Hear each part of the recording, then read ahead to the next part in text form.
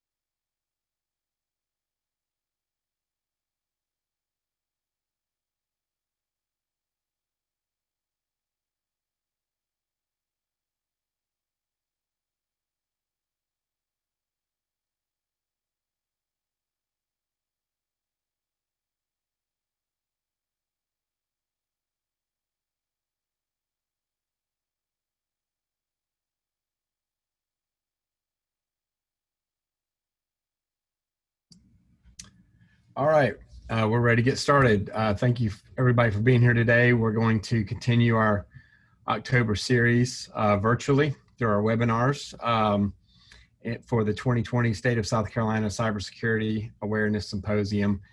Today, we're going to have a combined program. We'll have Kim Christ with the South Carolina Council on Competitiveness talking about the work they are doing under their SC Tech initiative, which also includes SC Cyber on the economic development front. And then followed by Kim, we'll do some Q&A time. And then will be Jody Salter from University of South Carolina talking about the new cybersecurity degree program that she's put together and that is rolled out this fall. And then lastly, we'll finish with myself talking about the work that UFSC is doing with the military and Department of Defense, as well as other programs working with our partners like Fort Gordon and the West Point Cybersecurity Center of Excellence. And then lastly, we'll talk about how we're working with South Carolina Council on Competitiveness in the arenas of workforce development and economic development. So without further ado, I will cede the floor to Kim and let her tell you about the great stuff they're doing at South Carolina Council on Competitiveness. Thank you, Kim. Thanks, Chad. Well, good afternoon, everybody. Happy Monday. What a great way to start the week. As Chad mentioned, I'm Kim Christ. I'm the director of SC Tech and SC Cyber with the South Carolina Council on Competitiveness. And just to give a little background, my career started in state government and networking. My degree is in IT, and I have pivoted over to working on program management for innovation and technology initiatives. Very excited about our talk today and just what we're doing to build the technology and cybersecurity clusters at the council, and how my background helps feed into that a little bit with knowing what it's like to be in the technology field, and then also helping to bring those programs to life that help foster those areas of technology and innovation. So first, a little bit about the council, as we call it. The Council on Competitiveness is nonpartisan and it's business-led. It's a nonprofit. And our entire mission is to advance the long-term economic competitiveness of South Carolina and its industries, enhancing managed technologies through our clusters, ensuring that South Carolina is on the cutting edge of industry here at home and on the world stage. So we do that in a few ways, mainly through actionable research, which we pull together impact studies. We're working on one currently in tech to help demonstrate the impact of tech and cyber on South Carolina's economy. Currently, what we know is that tech accounts for about 6% of the state's economy, with over 8,500 tech companies, which doesn't even include IT teams that are located within other sectors, such as government. We also support industry clusters through connectivity towards one another, sharing of best practices, and supporting as a unified voice, which is very important in tech, specifically because tech tends to be siloed regionally and by industry. And so we aim to bring a unified voice to tech as a whole so that we can help move the state forward with that unification. And then we also focus on education and workforce development, which I'll talk a good bit about during this presentation because it's so integral to moving our state forward. The Council on Competitiveness has long been known as an incubator of sorts, where we will often focus on initiatives or programs and then spin them out to live on their own.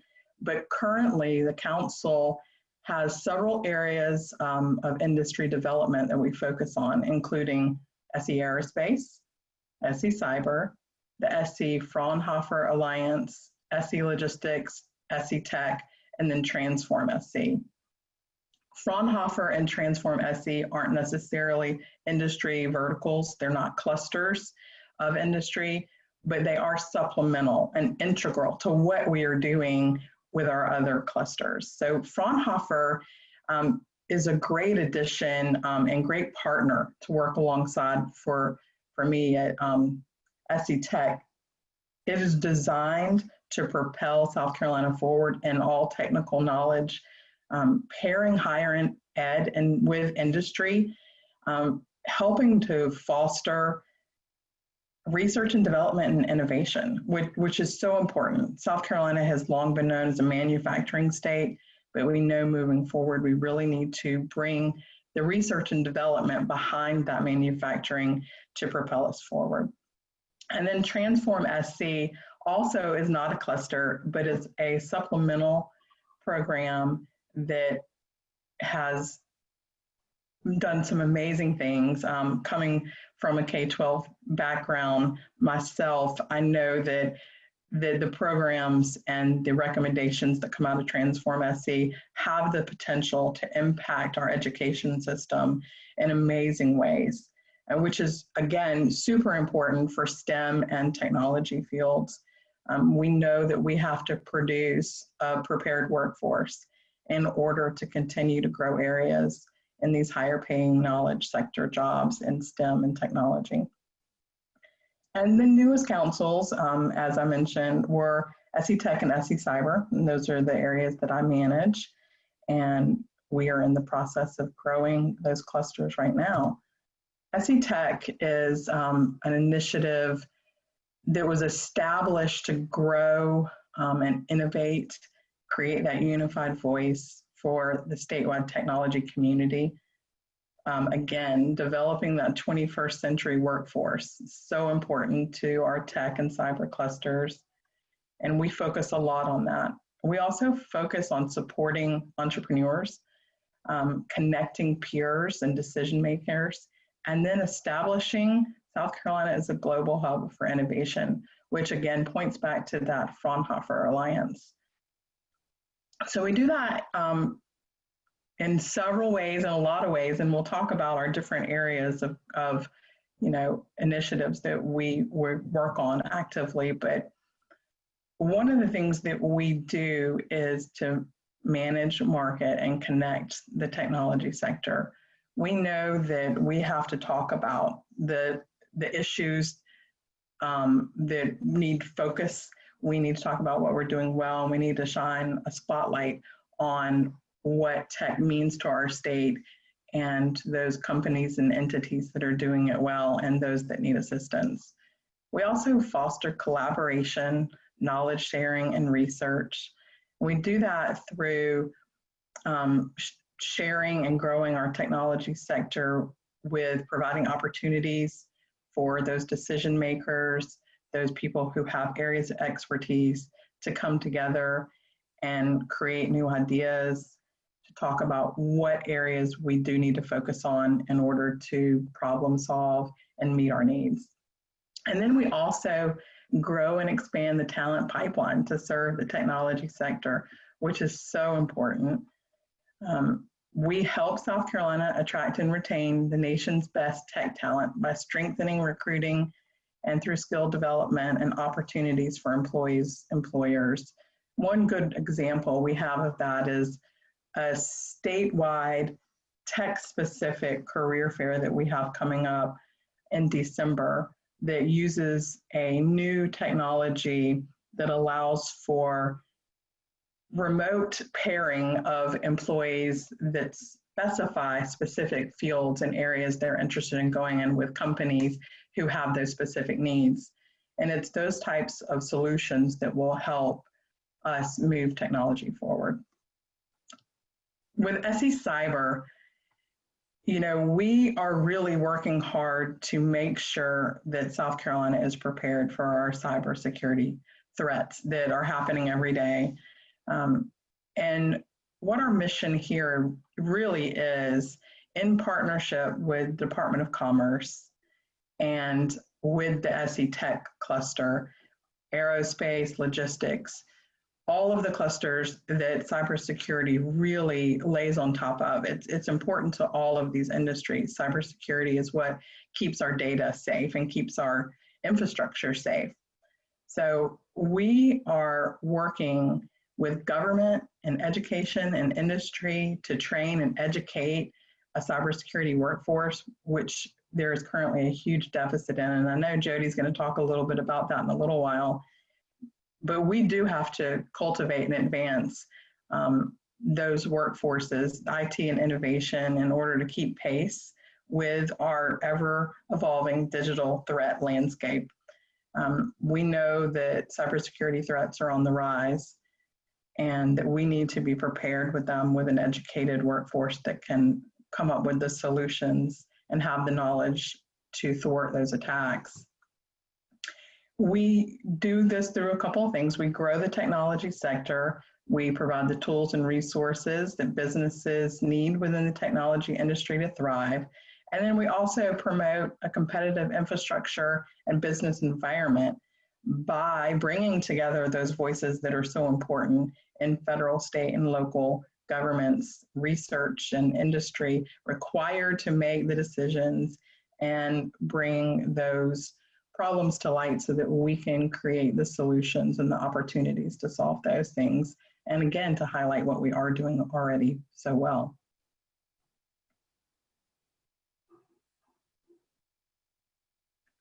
So cybersecurity is in the news.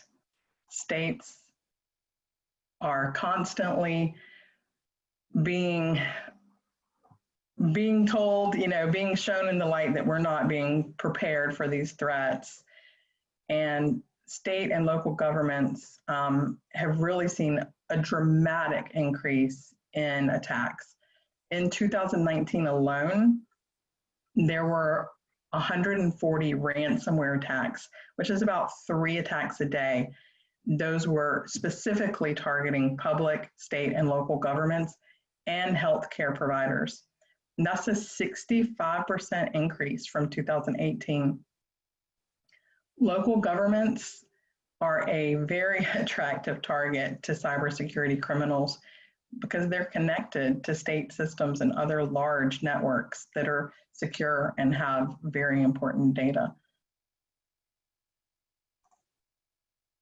So some of the ways that we are working at the council with SC Tech and SC Cyber is through education. What we're seeing is, again, a surge in cybercrime.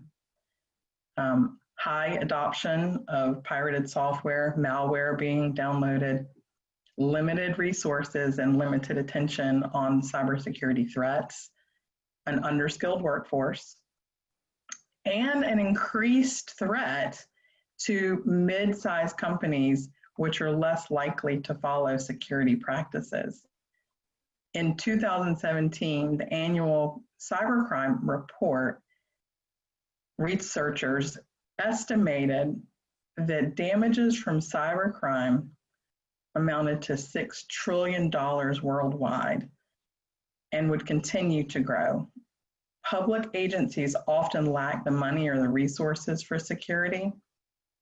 And many governments, as you all know, I know I'm preaching to the choir here, they look to their IT departments as a place to instigate cuts in workforce during recession and hard times. The recent study also indicated that workers in the information technology field felt that 75% of the executives in government had little or no interest in addressing the cybersecurity risk that was brought to them. And on a scale of 1 to 5, 75% of respondents gave government executives a score of less than 3 for their awareness of cybersecurity threats. And that's where we really focus on that education and bringing together all the different people and the roles that are decision makers and can help propel us forward and allow us to make up for those deficits that we normally see.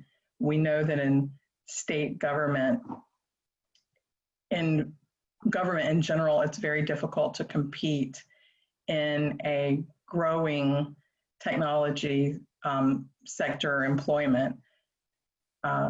So we have to come up with solutions as a unified voice for how we can solve those issues.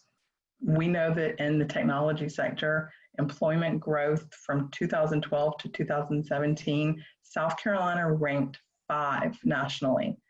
That's a big deal. That means our cybersecurity and technology industry is growing, and we are projected to be number 4 by 2023 in technology sector employment growth. And while that's great for industry, it makes it for a very difficult environment to hire in. As threats continue to surge, so does the demand for those cybersecurity professionals. But a recent study by the Center for Cyber Safety and Education predicts there will be a shortage of 1.8 million cybersecurity workers by 2022. So what are our priorities? How are we going to help solve these problems? SC Tech and SC Cyber has a lot of initiatives underway. One that we are focused on and will be actually addressed very soon is a technology industry and education asset map. This is really important so that we can pinpoint where our technology epicenters are, where we can focus on different regional areas that are doing well and regions that need additional assistance. And also to highlight how much technology is actually happening, how many technology companies are actually growing and building here in our state. As I mentioned before, 6% of our economy is currently attributed to technology companies.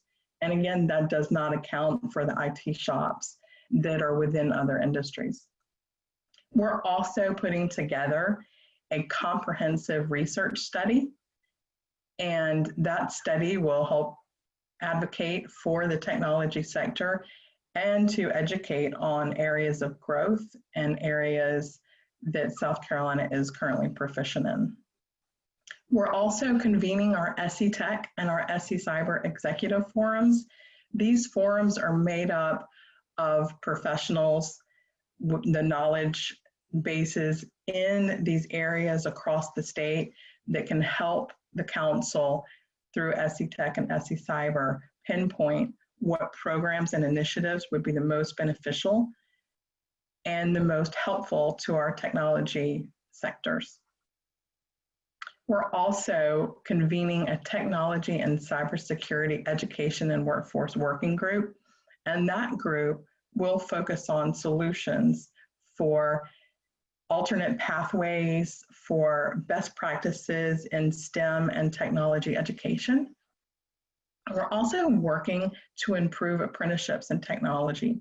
We currently have less than 50 companies in our state, about 30 actually, that actively host apprentices in the tech field, which is not enough.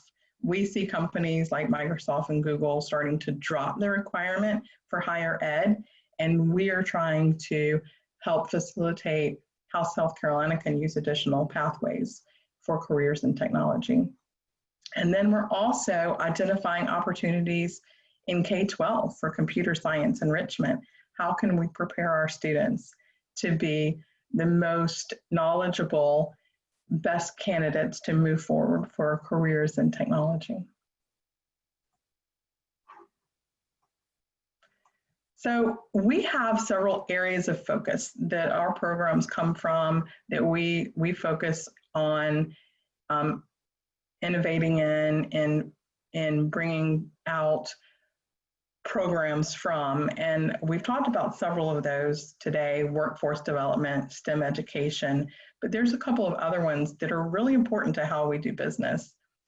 And the first one is digital infrastructure. We all know that there's an infrastructure that's a backbone to technology. And we're working to ensure that that infrastructure is in place so that we can advance tech.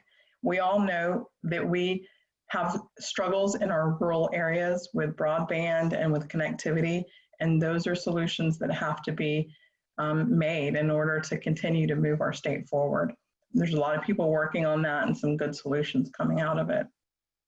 We also know data privacy has been in the news a lot lately, right? Everyone has data that is attributed to them, and right now, as private citizens, we have very little control over how that data is used against us, and that's an area that we are also will be focusing on. Emerging technologies. What do we need to prepare for? What's coming down the pipe? What types of technologies will be, what the majority of our jobs and our workforce need to focus on in the future? We will be planning and looking at that and how those cross over to our current industry and sectors as well.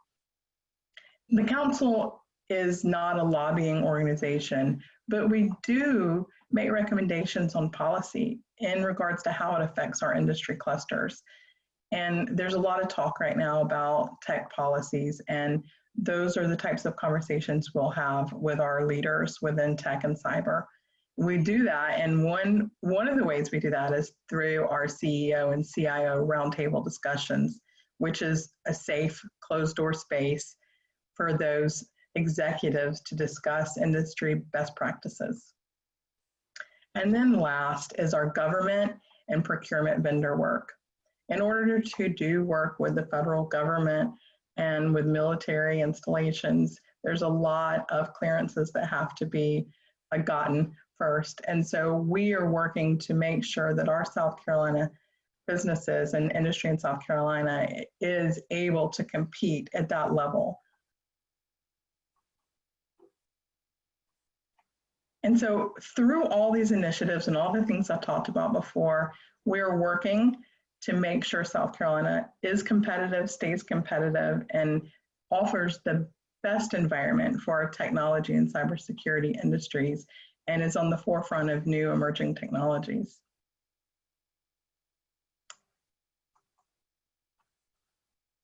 I'm going to introduce you here for a minute to Susie Shannon, who is our president and CEO of the council. She's over all the clusters, all the directors that manage the clusters that I talked about initially. And you can reach her at sshannon@secompetes.org.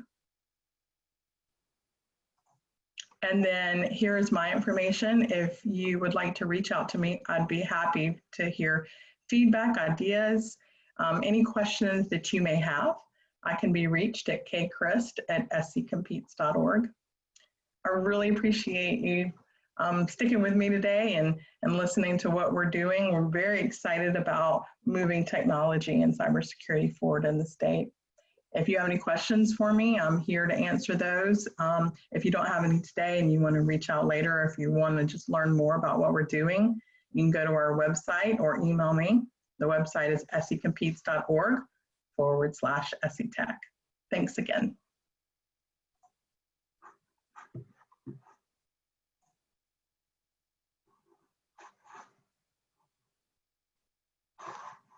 Oh, sorry, I'm on mute.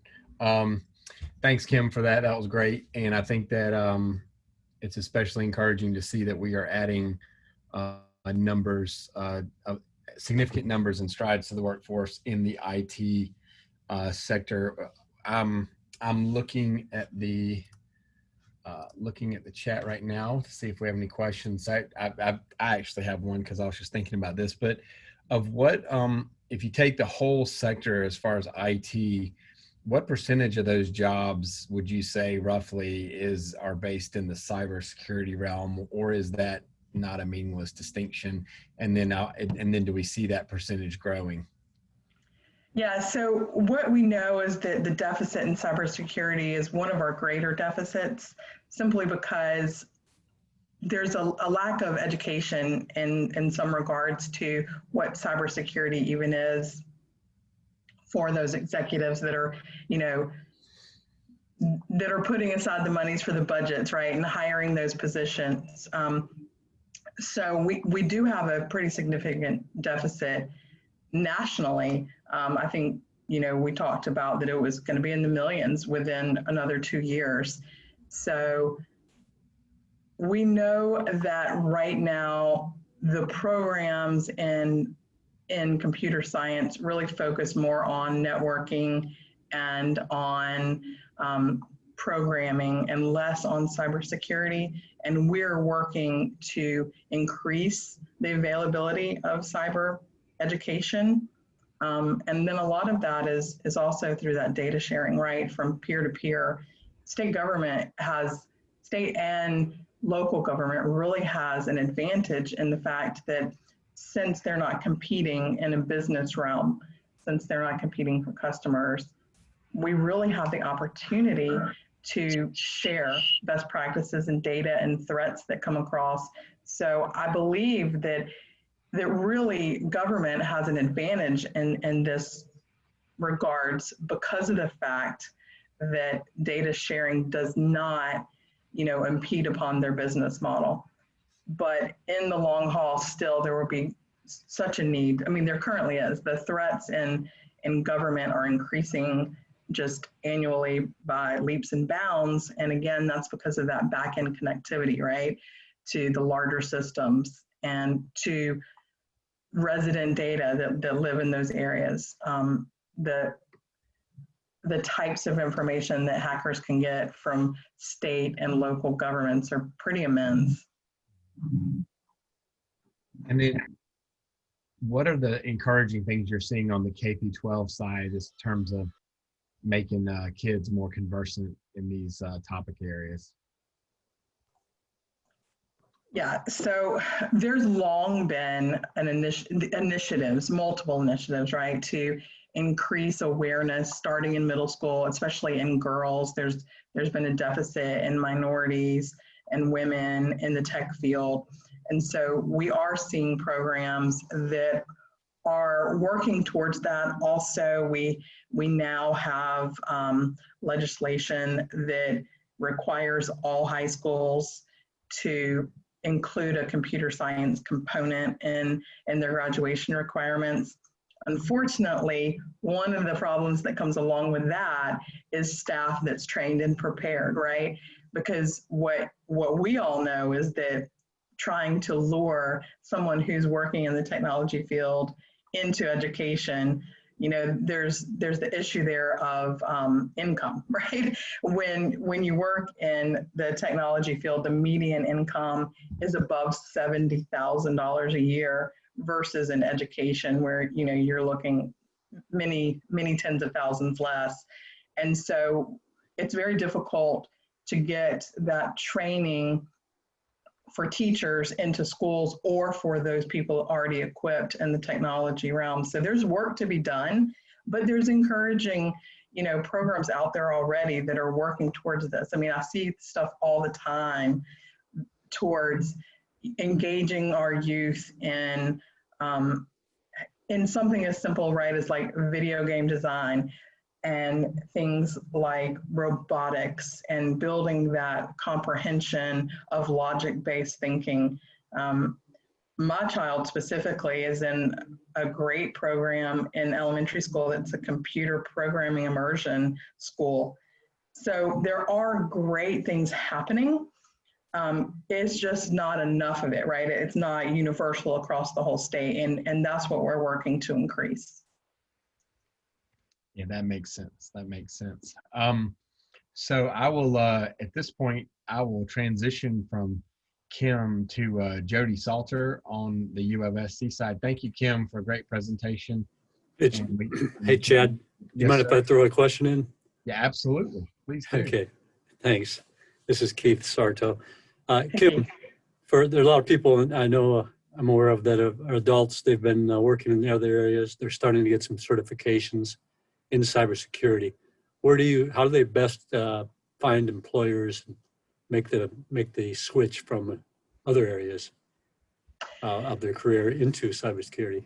That's a really great question, Keith. So there are some equivalency programs that are starting to come out where you can either get a 4-year transfer from a different major, or you can go back and get certificates, or you can go through a cybersecurity program that are being built now, like Jody will talk about in a little bit. But there are also the possibility for alternate pathways, like I talked about before.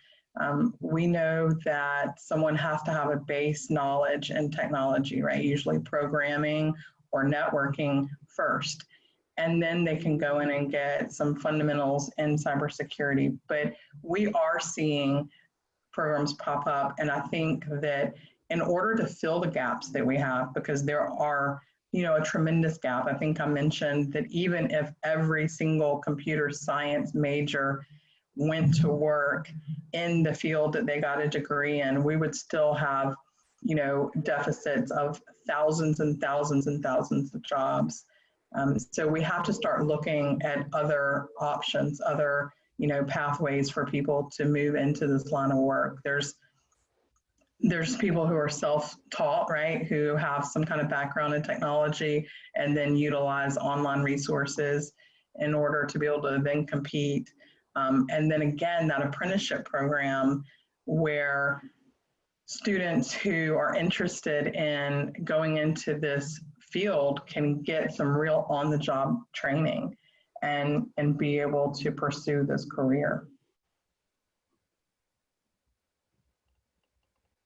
I know it's not just a national problem; it's an international problem, where there millions of open positions for cybersecurity.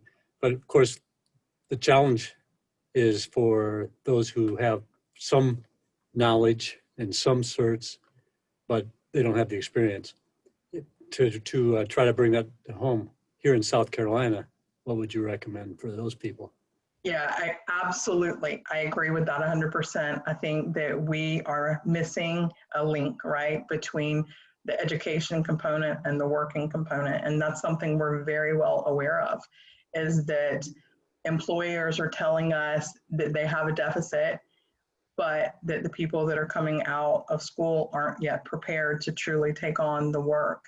And so there has to be some kind of middle ground, right? Where either we educate our employers about training in-house, because there frankly just aren't enough senior level technical people to fill the positions. So at some point there has to be, you know, this understanding or agreement that we have to be part of the solution, that we can't just keep bemoaning the fact that these people aren't here. We have to do something about cultivating and growing that. So at the council, we're working on apprenticeship solutions so that those people who are going through and getting this knowledge and whatever path they choose that's the right path for them can then have that entry point into the career. And so that has to be a commitment of our employers, a commitment of apprenticeship programs, or the creation of apprenticeship programs to be that middle ground, that connector in between. Thanks. Great questions, Keith. So thank you, Kim, again, for a great presentation. And I'm going to transition next to Jody Salter, who's going to talk about University of South Carolina work she's doing at the university to develop and start a cybersecurity degree program. And I think you'll find it interesting that it's a little bit different approach than maybe a purely technical degree. But I think what we're working on at U of SC is pretty exciting. So I'll let you take the con, Jody. Hey, thank you. Is my slide presentation showing now? Yes. Okay. Hey, I'm Jody Salter. I'm the Director of External Relations for the College of Arts and Sciences. I've been with the university for 30 years, and for the past 30 years, I've spent a lot of time working with students, with the community, and helping see the need and build in certain programs. And I actually got the opportunity to sort of birth this program on my own after spending a lot of time talking with cybersecurity industry leaders, people in the cyber legal world, military leaders, and from numerous conversations with folks at West Point, Embry-Riddle, U.S. Naval Academy, and other institutions, we found that there was a need for cyber intelligence. So what is the difference between cybersecurity and cyber intelligence? I think everyone here knows what cybersecurity is and that it has to focus on the technical training in engineering and computer science. But cyber intelligence is a bit different. It's the emphasis in cyber intelligence, the emphasis is on operational and policy issues related to cybersecurity. It's to be able to develop the policy, communicate the policy, manage the operational side. It's a whole nother arena that's kind of been left out a bit.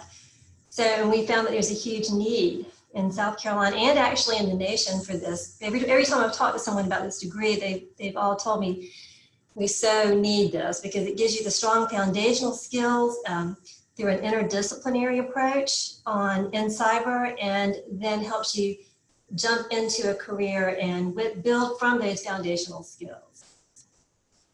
So what is the cyber intelligence degree? Well, it's a Bachelor of Science STEM program. It's very interdisciplinary and that it prepares students to analyze those challenges in a very holistic manner. So the degree will pull from courses and I'll get to the next slide, you'll see, we'll pull from courses in data analytics, so computer science, math, statistics. We'll also have a component in ethics and human behavior, which includes philosophy. And I think one of the first programs will actually have a cyber psychology component to it. We'll have regulation and policy courses, which specifically will come from our political science program. And of course, geographical information systems, which will come from our geography program. And then we'll round it off with domestic and global cyber challenges, which will come from our criminal justice program, and then we'll develop special topics courses. The one component I didn't put in this degree is that we will also have a component of a foreign language, where we want our students to have a good command of a foreign language when they graduate. Specifically, we're focusing, of course, on Chinese, Russian, and Arabic at the moment. So what is the trajectory of the program? It's actually, it's passed its first 2 hurdles with our Board of Trustees and the Faculty Senate, and it's now in the hands of CHE, and we've been given all indications that it should have no problems flying through, and we'll be able to implement it in fall 21. It's a 4-year program, and it has a core component, the major component, and the way that we stood this degree up is that we'll also allow a student to simultaneously pursue a minor in cybersecurity from our computer science and engineering programs, which would give a student a very well-rounded approach to cyber. We also plan to offer an online component as well. We know that there are students that want to come on campus and have that in-person experience. And we also know that there are students who can't come to campus and still want to obtain their degree. So we plan to simultaneously stand up an on-campus and an online version. We really want to engage with cyber experts out there for co-curricular programs. So symposiums, lectures, visitations of hands-on actually at industry. And a huge component that is extremely important to us is the development of internship opportunities. So we want students to be able to get up to 2 classes, 6 hours of internship opportunity where they're actually out there in the field training, and they can use those that training, that internship, those hours towards their degree. So I'm hoping that there are many of you guys that are out there that may have some opportunities for internships that we can talk about and try to develop. And we know that this degree is unique in the state of South Carolina and the country as a whole because the field is still very much so in its infancy, but we like being on the cutting edge and on the front, or as in the military they would say, on the left side of boom. So if you'd like, I don't know if I said earlier that this would be brief, but I wanted to keep it brief in case anyone had any questions. If you want to engage in conversation here, we can, or if you want to reach out to me to talk more about this degree, I'm happy to do so. This slide gives you information on how to get in contact with me. So on that note, does anyone have any questions that they want to ask about this degree?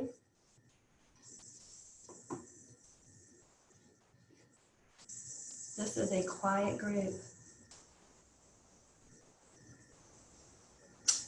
Jody, I'll throw one out. What is if somebody's already got a, oh wait, hold on a second. We do have a hand raised. Okay.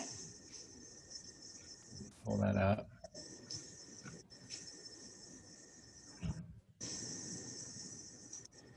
Charles Crum. Okay, Charles, I'm gonna flip you on to talk. Will this program provide industry standard cybersecurity certifications? Like I said, it's in its infancy. So this is a very interdisciplinary degree in the College of Arts and Sciences, which is very unique. No other program that we know of exists in the College of Arts and Sciences. So it's that humanistic side of cyber.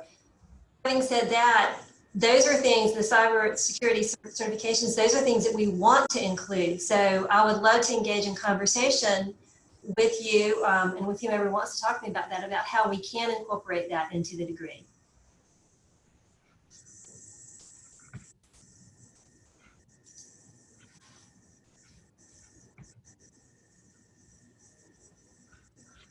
Tom, did you have a question? Is there another question? I think that's it. I'm looking.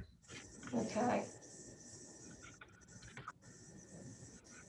I will tell you that once we get this degree stood up and it's going well, and we feel like we've already, to be honest with you, I have 8 students right now who have asked to switch over to this degree program from other programs that they're in.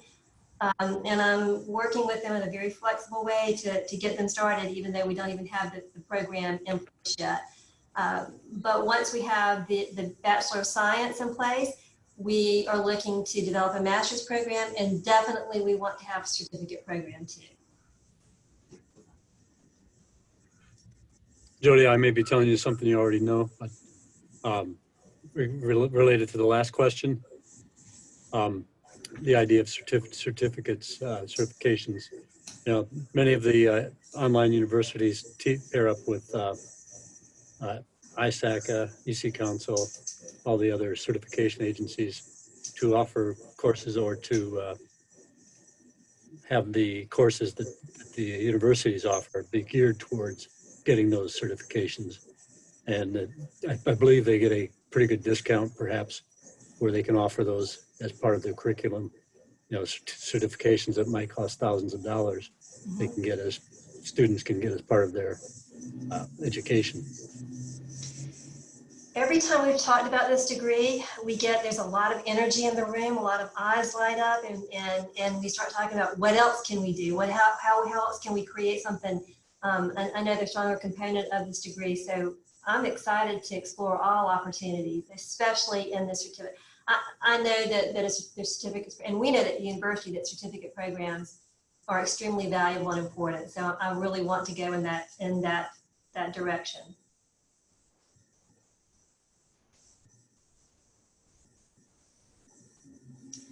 So I think that might be it for me. You guys have my information, and if anyone wants to reach out, I would actually love to visit you guys at some point. Y'all, I was reminded this morning that I'm in the South and I should say y'all. I would love to visit y'all in your area, in your department, and learn more about what your department is responsible for and how we can engage and develop relationships and build internship opportunities for our students. So I look forward to hopefully meeting each one of you. Thank you. Chad, I'm going to slide it over to you. Okay, great. Okay, great. Well, I'm going to try to wrap up and be brief as well. But I think that one thing what I want to do with the ending time here is just kind of wrap all this up. And really the goal for today was to let you, the audience, and you out there in the workforce understand the wonderful things that the governor, that our Secretary of Commerce, and that leaders in our state government are doing from a leadership perspective, trying to create a more comprehensive cyber ecosystem. So what I'm going to talk about, Kim talked about the SC Tech and SC Cyber work that the South Carolina Council on Competitiveness is doing, and some of the great work they're doing around education, workforce development, and things like that. I'm going to be talking about the SC Cyber part on the University of South Carolina side, and really talk about how we're really between University of South Carolina Council on Competitiveness, and many other organizations. SC Cyber is really an encompassing brand, just really focused on how do we move the ball in the cyber realm forward in many venues and in many ways. So let's go here. So one of the things that when we talk about what is SC Cyber, you've heard this a lot, but just want to remind you, it's really the statewide initiative for cybersecurity outreach, education, research, and workforce development. It's an interesting group because we're trying to pull together academia, industry, government, and all of those entities into kind of one coherent vision and mission. And so today I'm going to talk more heavily on that, what we're doing on the academia side. And then if we talk about industry and government, how we're doing that in partnership with the South Carolina Council on Competitiveness. One thing I will say, I think you've heard me say this before, but one of the exciting things about having a former 3-star general being a president of the university, and obviously having very good ties to the military, very good ties with West Point, we really are excited about the momentum and the institutional leadership we have, and at the University of South Carolina in terms of connecting us with places like the West Point Cybersecurity Center of Excellence. That has led us on the university side to start a South Carolina Cyber Institute, which is really focused on research and training for military and government personnel. So Jody has talked about her degree program. Jody's doing a lot of work as well with ROTC and working with people like South Carolina Council on Competitiveness and Kim on how do we work better with K-12 practitioners, and obviously you out there in the workforce, the cyber professional. You know, one thing that we actually just got done, I want to say late last week, we announced it at the University of South Carolina board meeting on Friday, was we have signed the memorandum of understanding with Fort Gordon and with the CHE and with the University of South Carolina. And so that's going to open the door to partnerships with Fort Gordon and more educational opportunities for those people in the military, as well as helping military personnel transition out of the military into the civilian workforce. We see a lot of opportunity transitioning military into the cyber and IT realm, because they're practicing those skills inside the military and are looking for employment once they get out. Another one is so we're looking at USC Aiken, which is strategically placed right across the river from Fort Gordon, on how do we build a military education portal, both in cyber, but also just in general with other degree programs to just help the military personnel get more education and degrees under their belts. South Carolina Cyber Patriot is an existing Cyber Patriot program, is an existing Army and DoD program to help recruit kids in K through 12, not only into the military, but into these cyber careers by focusing on STEM. So we see that. We've seen a lot of life that's been breathed into that program as a result of our leadership here at the university in the military realm. And then one thing I'm excited to talk about, we talked a little bit about this last year, and then Jorge Crescigno actually gave a pretty deep dive on this last week, so I won't repeat it. But this cyber statewide education program and certificate portal, this is one where we are working, and we've used government funding from the National Science Foundation to build this portal that can give everyday practitioners and state employees access to these certificate programs. And then also, how do we do a better job of what we call train the trainer, providing training and support of South Carolina educators to grow tech school and university level programs, as well as like Kim said, how do we do this better where we actually help share some of the university talent to spread into the K through 12 programs to pull more kids into not only STEM, but more into the cyber and IT fields. When we talk about goals of our outreach and workforce development side, we're looking at, from the university side, how do we increase the military infrastructure in the state, and how do we use that infrastructure to not only help enable more military preparedness and military reaction, but also how do we do that to enhance workforce development by letting that infrastructure serve the cyber professionals and the people in the state that are getting into these careers. And so we're looking at things like the Cyber Center of Excellence, which is Aiken, USC Aiken, USC Integrated Information Technology. How do we partner better with the Army Cyber Operations Command? And then also with NSA. These are all agencies that are involved with this.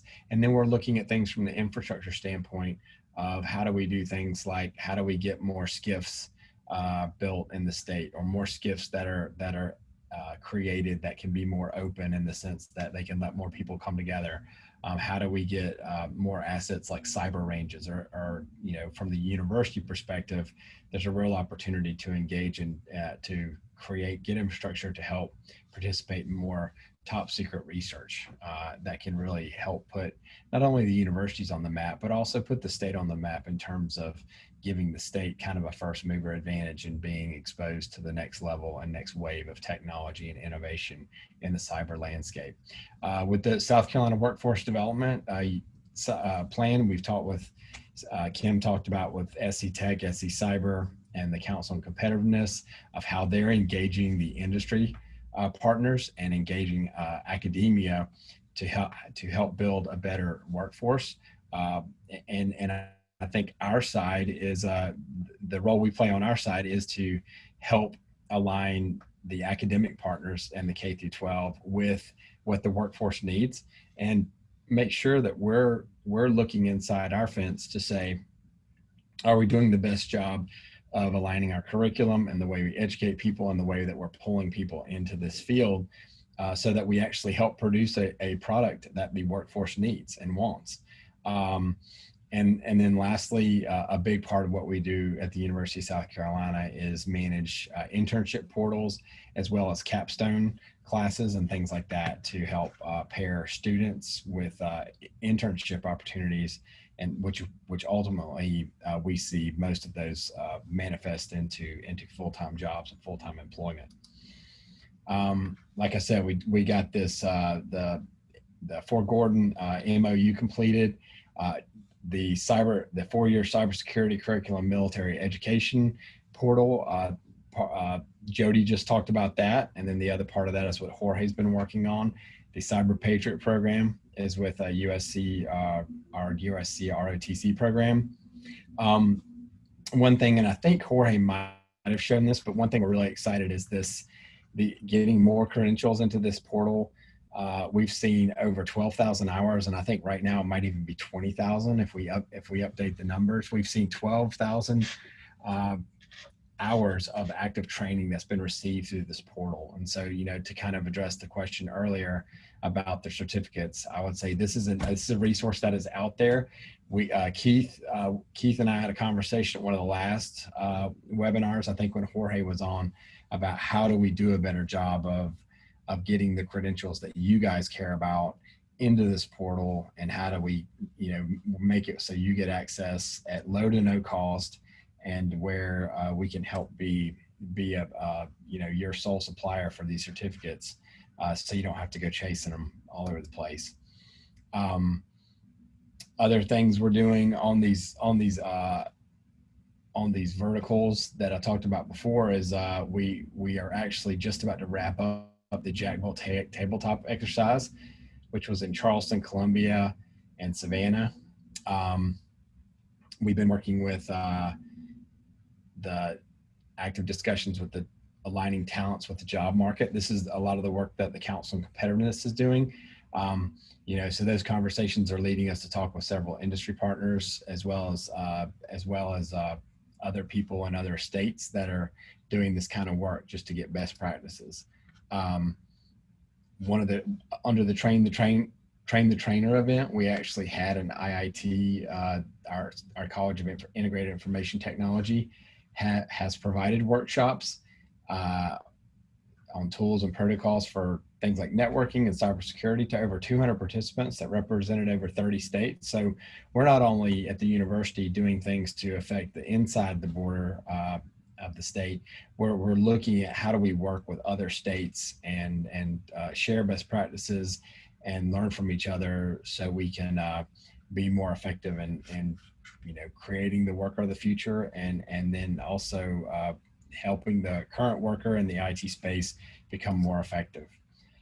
The other thing we've been looking at, and this is a really long-term project and one that we'll be absolutely working on very closely with Council on Competitiveness, because this is really their backyard, is the ecosystem development part of the state. What will be the state of South Carolina's flavor of cybersecurity? What is going to be the right focus for the state of South Carolina in terms of how we approach cybersecurity, and what's going to be our brand or our stamp on the whole wide range that is cybersecurity. What are the drivers for this? One of them is University of South Carolina has a vision for a cyber center. We have a shareholder demand for increased alignment, which is what Kim talked about. I think one of the big things to take away from this presentation today is that there's an industry need that's out there, and then there's the university and the education, and those don't always line up and connect. And so we know that's an existing problem, and I think that's an existing problem in the broad spectrum. But one of the things that I think keeps all of us up at night is how do we take these existing systems, our educational systems, our technical college systems, our certificate systems, our K through 12, and higher ed, and how do we actually re-engineer these to adapt in a more responsive way to the ever-changing needs of the realm of cybersecurity. And the nice thing about this is cybersecurity, it's such a serious topic. It's such a big topic. It really has, we've seen it get support from the top down. We've seen support from the governor, from Secretary Bobby Hitt, from our president, Bob Caslin. We've seen it from other institutions like the Citadel, Clemson, and other schools, and the technical colleges. So everybody is on board to try to make this a success, and everybody's on board to try to create, to solve this problem of the workforce need, and then what the system is doing to educate and create those students. So one of the things that happened from the university side is we actually hosted, through our military connections, we hosted a group of people from the West Point Cybersecurity Center of Excellence. And we had state leadership there. We had Columbia leadership. The mayor was there, Steve Benjamin. And so we had and then we had industry partners there from places like Dominion, Blue Cross Blue Shield. And that really started a conversation, which I think South Carolina Council on Competitiveness has had for a long time. But it started a conversation in a very different way on how are we as a state, and how are we as a university system and educational system, how are we doing to meet the needs of what the cybersecurity realm is demanding. And so this has actually led on our side to a couple of workshops, some calls, and we've actually proposed a cyber ecosystem development project, which I think will be very exciting. And you can see all the people that are involved in this. You've seen, these are a lot of familiar faces to you guys. For example, the South Carolina SC Kick with Bruce Smalley, Chamber of Commerce, the Ports Authority, Council on Competitiveness, the Department of Employment and Workforce. So we're seeing a lot of broad-based support for how do we work and develop this plan together. And one of the goals is how do we integrate a statewide cyber ecosystem? How do we strengthen our technical capability and capacity? And then how do we compete for those cyber assets as an economic driver? One of the things that we're seeing with other states who've really kind of put their stamp on cybersecurity is they're more competitive on the national level, getting government grants, government resources, because they're presenting a united front and a united vision for what cybersecurity and what developing that ecosystem means. And so I want you to know that this is something that we're in the very early super early stages on, but it's going to be an ongoing conversation, which I'm going to say will be mostly led by Kim Christ and Adrian and Susie Shannon at the council, and we're going to be a role player and a great supporter of that.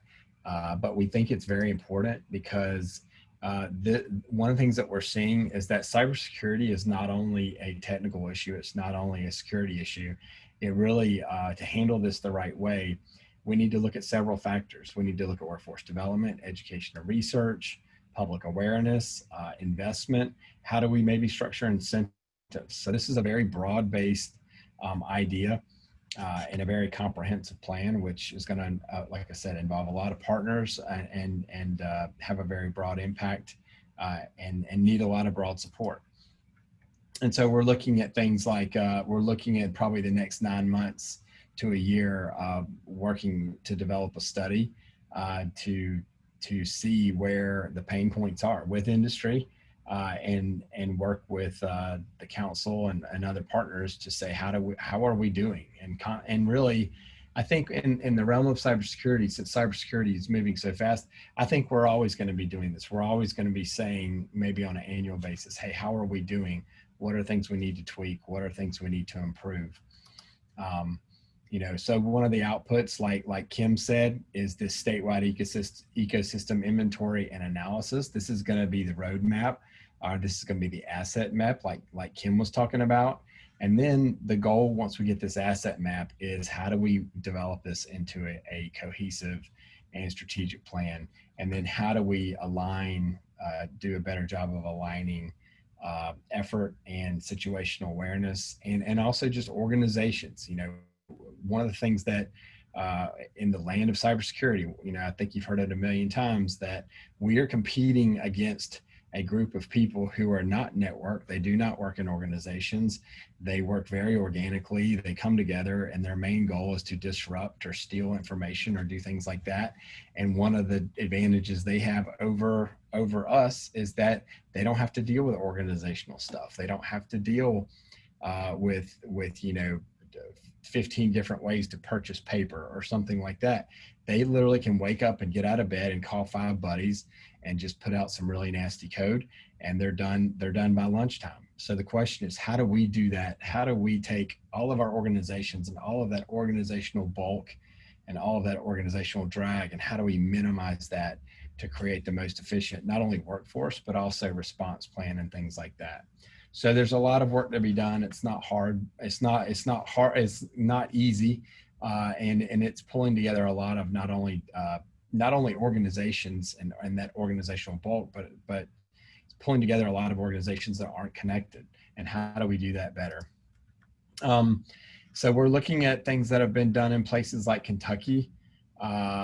We're looking at places that have like Colorado Springs, where they've done these kinds of things to develop strategies. And so, one of the things is we're not trying to reinvent the wheel, but we're trying to learn from those best practices and hopefully emerge with a plan that is going to be just right for South Carolina.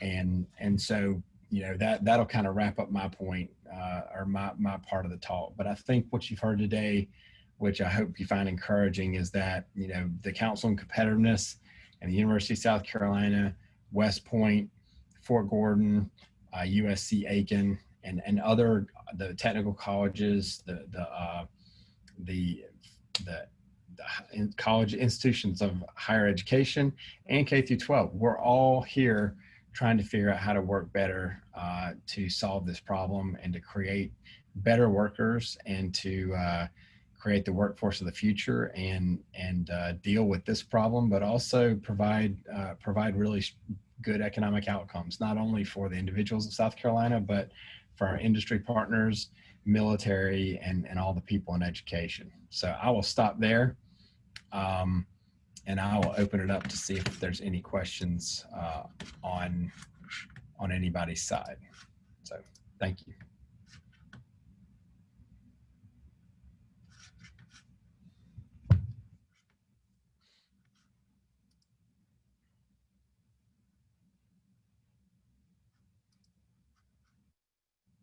You got any questions, Keith? I guess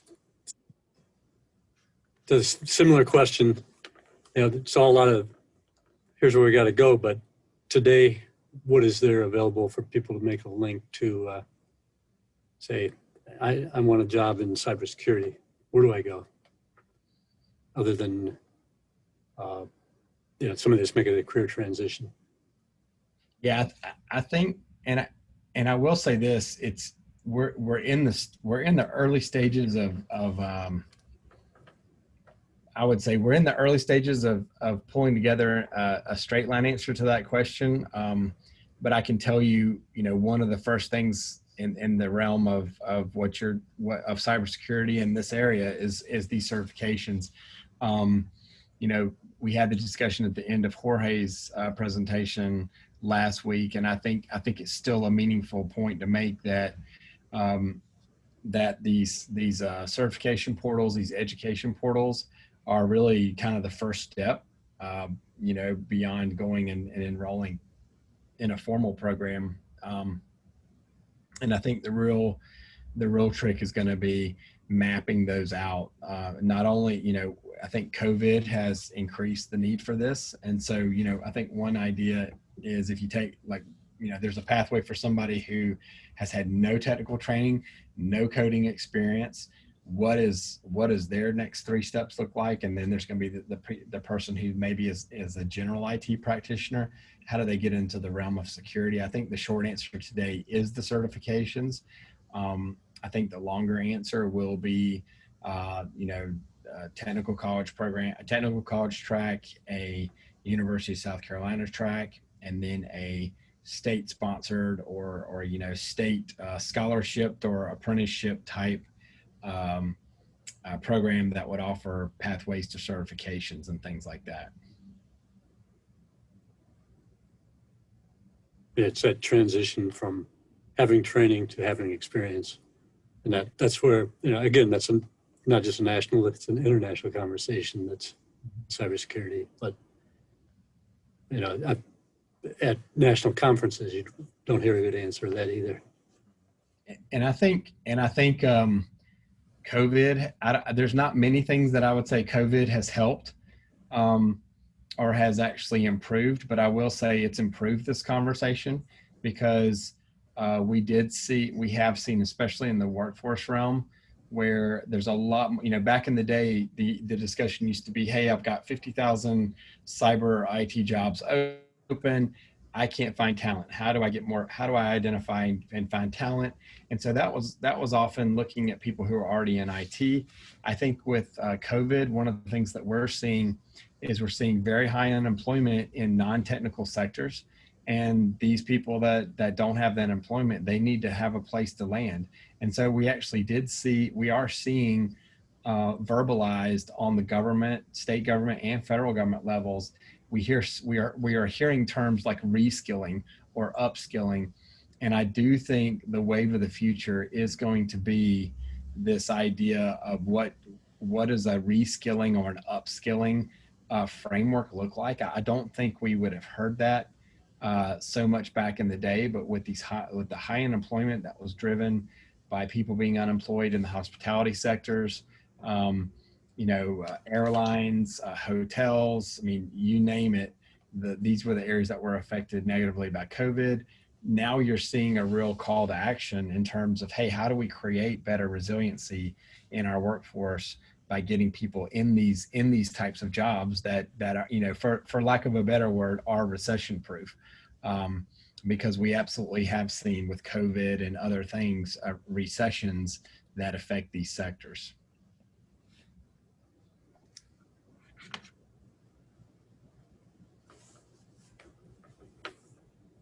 All right. Well, I do not see any other. I'm looking at the chat and other things. I don't think I see anything that has popped up. So I will. I say, with that being said, Keith, unless you have any other comments, I'll move towards letting Jody close us out.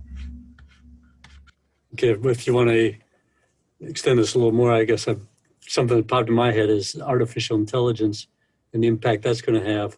Of course, it works both ways. Artificial intelligence is going to make cybersecurity enhance it, but it's also going to enhance people's ability to hack and do the bad things that you talked about.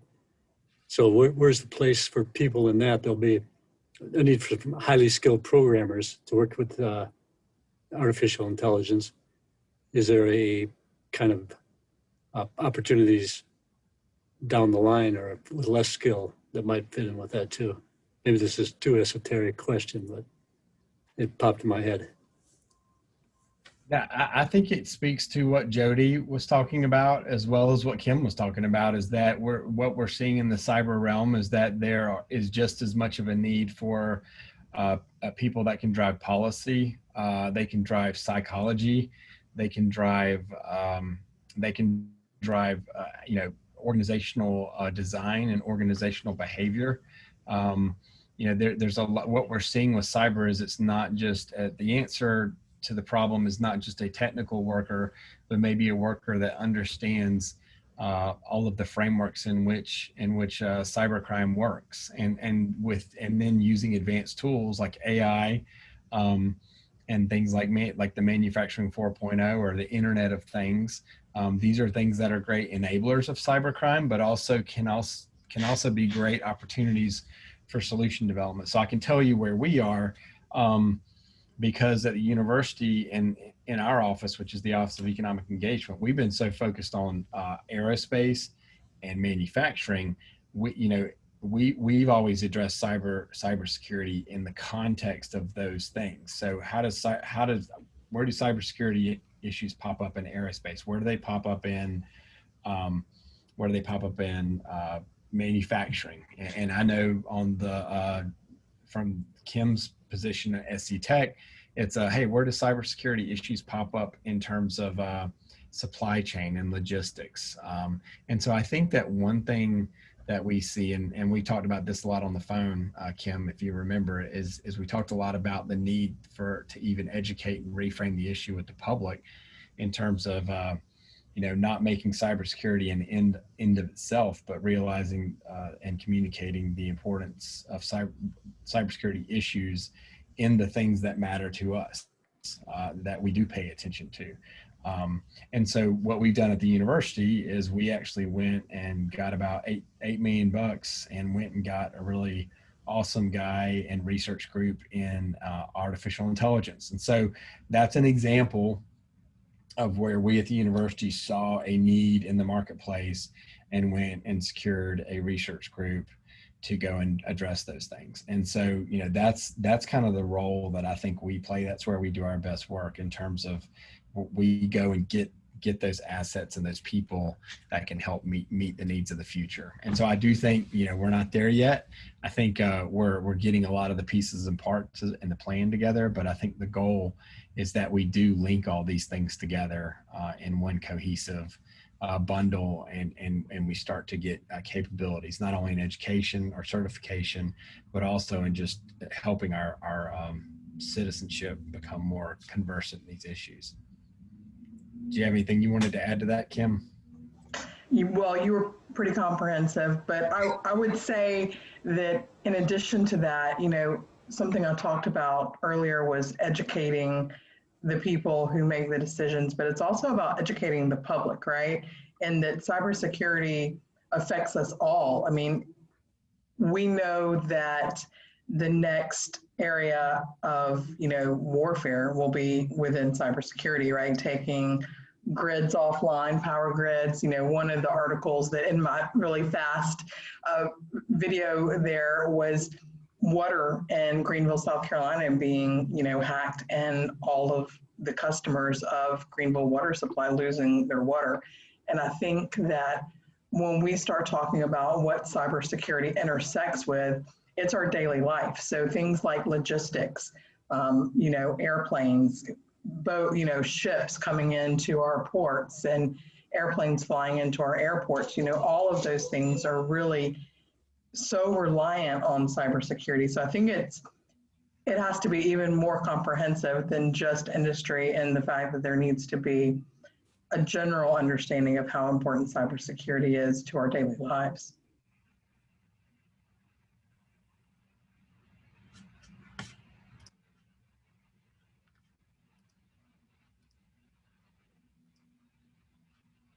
All right. Well, no, this was great, and once again, just hope you guys take the takeaway from this. Just hope you guys see all the effort and organizational work being done amongst all the people in leadership in the state of South Carolina to be develop the future of this, or to solve the problems of the future and address the problems that we have now. Jody, do you want to talk about Thursday? Thursday, yes. So we hope you join us on Thursday. Thursday, our guest speakers will be Tenable and Access IT. So they'll be presenting even more perspective in the cyber arena, and I hope you join us on Thursday. All of our slide decks will be available on the website after this talk as well. And I'll also add that the Tenable presentation will be the first one with a giveaway. So there'll be a nice prize that's given away during the presentation to everybody in attendance. So that'll be exciting, and we're looking forward to seeing those Tenable and Access IT next on Thursday.